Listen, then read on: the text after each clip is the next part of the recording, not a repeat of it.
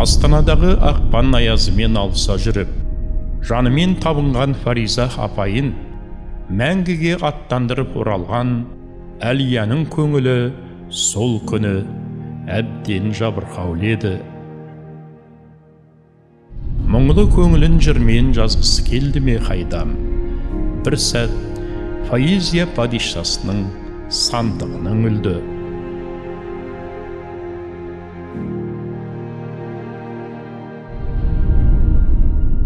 Кеттің, енді жаныма жана шіркім. Мен сорлыда өрліктен шарасызбын.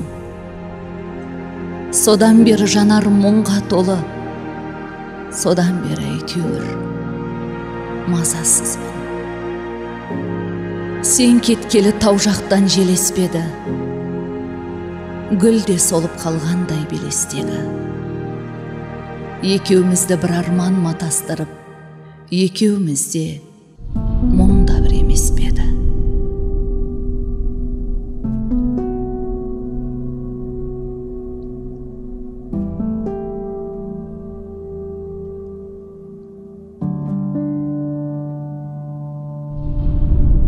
Әлияш-ау, қыз болсаң да сенің сойыңда сұңқардың серпіні бар. Басыңды бәйгеге тігіп, ағысқа қарсы жүзуің де содан. Қос қолдап қолдар халқың барда, бүгінгінің әлияларының бағы мен бабының жана түсетініне күмәнсіз сенемін.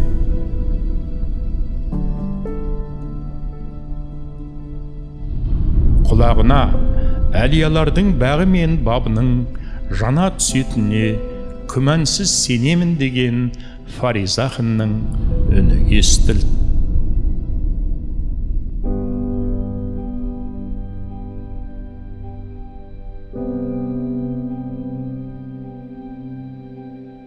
Уақыт көшкен керуендегі ақ аруананың ботасының жәудіреген мөлтілдеген көзімен туған жерінің әр күнгі боямалы тірлігіне сүйсінген Әлия ғұмырда алға қарай асығып адымдап бара жатты. Бәрі де тіпті көгілдір аспаны да, көк әлемі де көрікті, келбеттеді.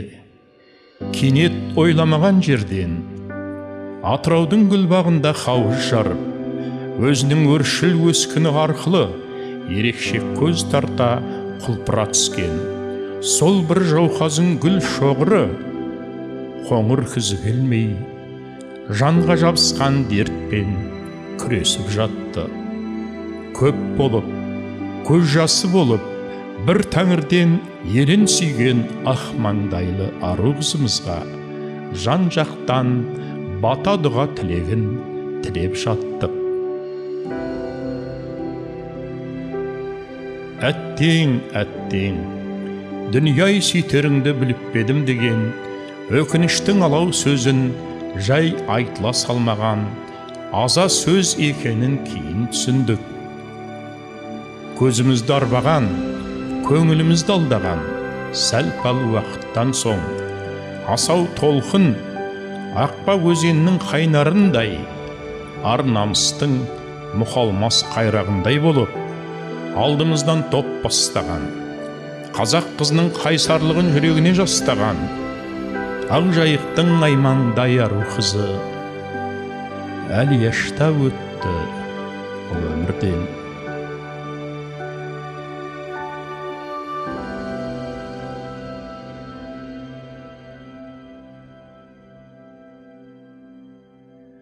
Нарын мен Тайсойғанның құм көшкен сайын даласы бура толқынды аңсап, бұйығып жатқан жайықтың жағасы да теңселіп кетті.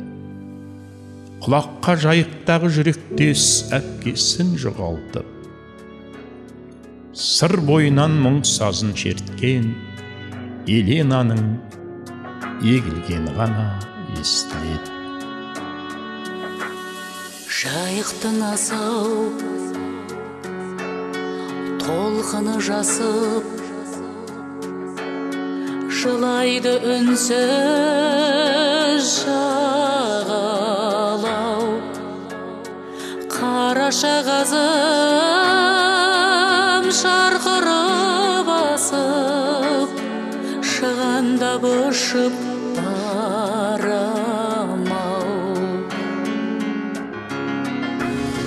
Мәңгілікке кеткенің бе сен шынымен дос, қалдау күзің көктеміңде кең дүнием дос.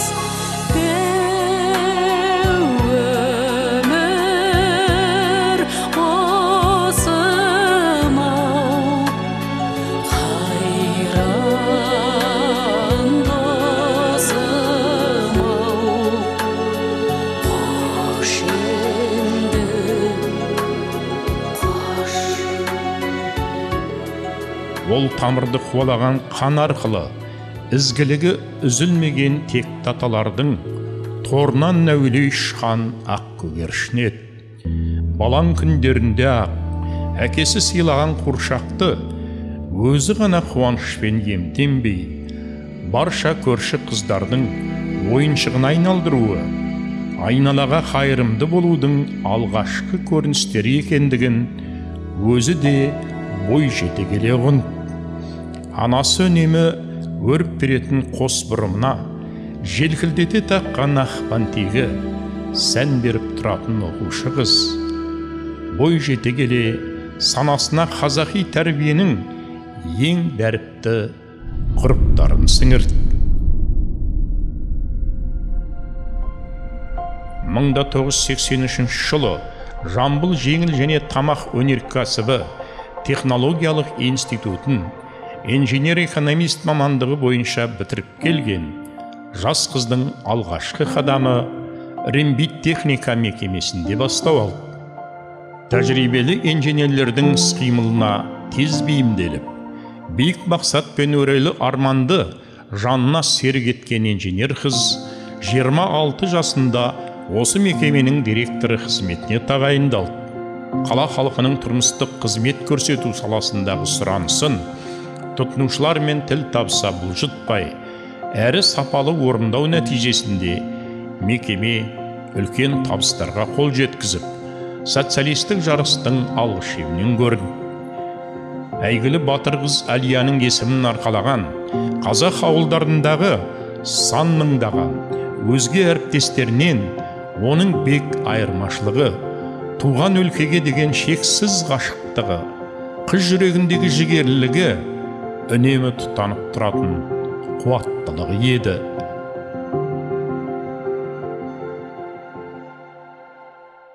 Нарық келіп дан бағасының үліп, қаламыз бен даламыз тозып, күн көруден түңіліп, ақсақалдар айтарынан шатасып, көшбасшылар бір-бірімен матасып жатқан 90-шы жылдардың тоқырауында Әлия Байжан қызының кәсіпкерлікке келіңдер деп Атыраудан алғаш ту көтеріп, санамызға серпін бергенін, сол кезде батылдыққа да, батырлыққа да баламаған біз неткен қауқарсыз едік. Рухы кешіргей деп, енді ұғынып, үнсіз күбірлеудеміз. Кәсіпкерлікпен шұғылданам, кәсіпкер болам деген емес, мынау коллективті қалай жалақыларын беріп, олардың мезгілінде ақшасын тауып беру ең басты сұрақ сол болып, сосын халыққа қалай әрі қарата қызмет көрсету. Бізде 100-ден астам завод болды, ұсақ бөлшек беріп тұратын. Олардың бәрі бір күнде жоқ болды ғой, енді союз болмағасын. Бұрын долгосрочный договор өздері жіберіп тұратындар, енді біреуі де болған жоқ. Сондықтан енді сол мекемені сақтап қалу керек болды. Оның ішінде жұмыс істеп отқан 130 адамның бәрінің жалақысын беру керек болды.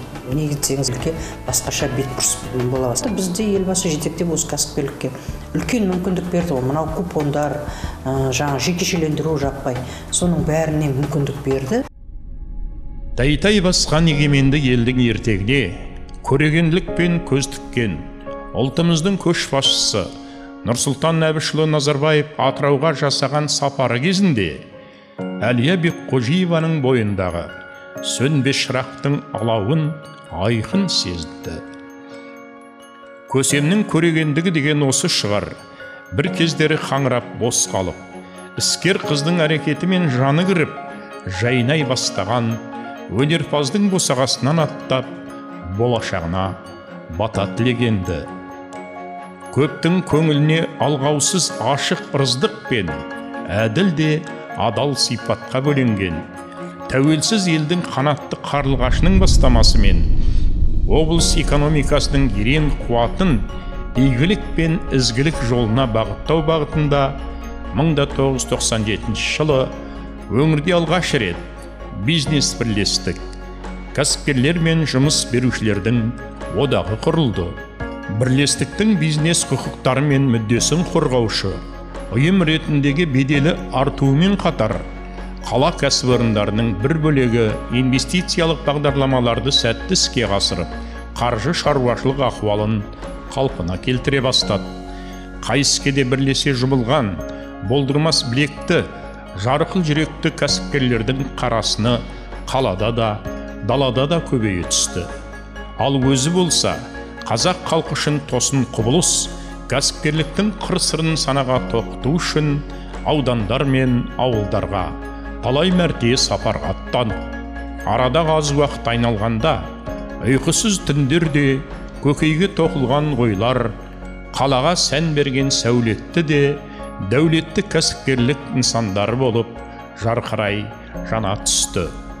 Атырау облысы азаматтық альянс қоғамының президенті бола жүріп, шоғырланған үкіметтік емес және қоғамдық бірлестіктердің қолдауымен мемлекетімізде демократиялық қоғамның қалыптасуында халықтың жүрегіндегі үнін танытса, іскер әйелдердің облыстық кеңесі төрайымы қызметінде жүріп, көргені мен түйгенін зерделей отырып, нәзік жандылардың тұрмыс тауқыметінен арылып, ойы терең, мейірімі мол, асқақ ана болу жолында ізденісті жаңашыл қадамдарға жол ашты. Мемлекетіміздің нұрлануына кәсіпкерлердің де өзінің үлесі бар деп есептеймін. Бүкіл Қазақстан халқын, Атырау облысының халқын, бәрінің дендеріне саулық, жанұяларына үлкен бақыт, еңбектеріне табыс тілеймін. Еліміз көркейе берсін, өңіріміз көркейе берсін. Бүгін Атырау облысында мақтанып айтатын жаңалықтар көп. Өйткені кәсіпкерлер бүгін үлкен деңгейде жұмыс істеп жатыр. Жаңа жұмыс орындары ашылып жатыр. Үлкен инновациялық жобалар іске қосылып жатыр. Оның бәрін біз мақтаныш тұтамыз. Бірнеше мәрте облыстық мәслихаттың депутаты болып сайланған Әлия Бекқожиеваның ерен еңбегі құрмет орденімен, ерен еңбегі үшін медалдарымен ұлықталып, халықаралық энциклопедияға есімі енген бизнес саласының лидері, Женева қаласында жоғары сапасы үшін және беделді әйел кәсіпкер алтын медалдарын, Малта мемлекетінде сала көшбасшысы, Мәскеу қаласында бизнесті тану санатындағы мадақтауларын кеудесіне жарқырата тақты. Кеш жолығысқан өмірлік сыңары Нұрболат Жұматұлымен өткізген 11 жылғы отбасылық одақта әйелдік сезімге толы жұлдызды шағын арда азаматының бабын жасауға арнады. Көзбен ұғынып, жүрекпен сүйініп, ешбір жасандылықсыз жарқырай түскен шаңырақтарының шуақты жылдары да келте үзіліп, азаматын мезгілсіз жер қойнауына тапсыруы әйелдік жүрегін жазылмас мұңға бөледі. Көзінен ащы жас төгілгенде, орталарындағы алласы сығымдап берген жалғыз тал нұрияшын құшағына басып, қайғының дертіне дауа іздеді. Қайран дүние адуын ажал, ананың да баланың да көңілін неге аяусыз мазалай береді екен. Дүниедегі қос бәйтерегі табалдырықтан аттаған сәтте папалап, мамалап мойындарына асыла кететін ерке қыздың көңілі бүгінде алау далау, қос қазаның салқын ызғары, әке мен анаға деген мәңгілік сағыныш. Балғын қыздың бала көңілі мазаланып кетсе, азаланып кетсе, алдындағы асқартау ағатайына, қимастарына барайықшы деп бұлқына кетеді. Тағы бір көктем төрден сығалап тамашасын төгіп тұр. Қосталы гүлін құшақтап, ата-анасына тағзым жасаған нұрияш қана жабырқау.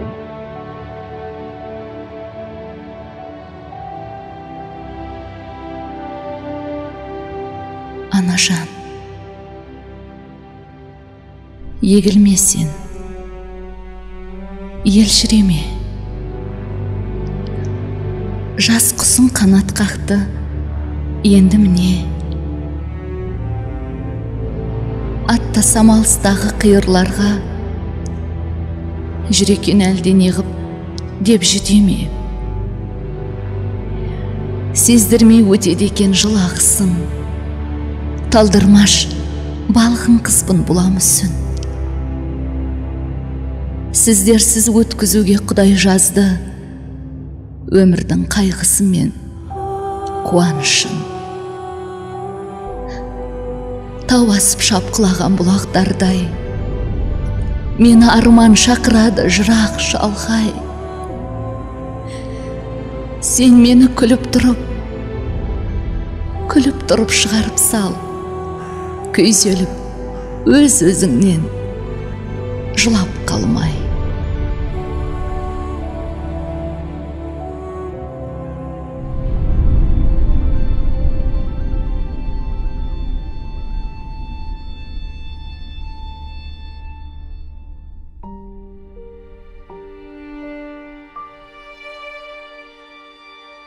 Десе дағы бір ғұлама айтқандай, шын таланттар дүниеден өткенімен, олардың екінші ғұмыр басталады деген сөз әсте рас екен. Елдің қоғамдық өмірінде сөнбес сәуле қалдырған тұлға Әлия Байжанқызын еске алу мақсатында облыстық іскер әйелдер қауымдастығының ұйымдастыруымен бизнес-тану Әлия байқауының өткізіле бастауы көпшіліктің қолдауына ие игілікті бастамаға айнала түсуде. Әлі де талай жылдар айналымын жасар, кешегі жылдар өзі қанатына су сепкен, еңбектегі туы еткен өнерпазының төбесінен Әлия деген әшекей жазу да орын алар. Бірақ елінің сұлуы ғана емес, жылуы бола білген Әлиядай айтектес ару енді қайтып бізге оралар ма? Атырау аспаннан жеті қарақшымен жанаса бір жұлдыз ерекше жарқырап тұр. Мүмкін ол Ақжайықтың ерке қызы Әлияның жарық жұлдызы шығар.